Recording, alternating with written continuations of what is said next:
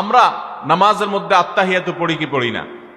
এই আত্তাহিয়াতুর মধ্যে একটা কথা আছে, আসসালামু আলাইনা ওয়া আলা ইবাদিল্লাহিস সালিহিন। এর অর্থ কি?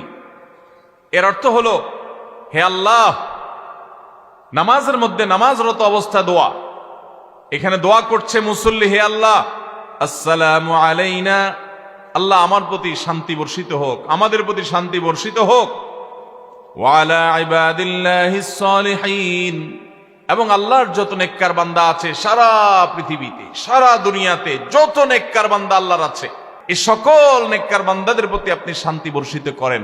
আপনি যদি নিজেকে নেককার বান্দা হিসাবে শামিল করতে পারেন, আপনি যদি নিজেকে আল্লাহর হুকুম এবং আল্লাহর আনুগত্য কর্ণওয়ালা মানুষ হিসাবে গড়ে তুলতে পারেন, তাহলে অটোমেটিকলি আপনি সারা দুনিয়ার সমস্ত নেককার মানুষদের দোয়া পেয়ে যাবেন।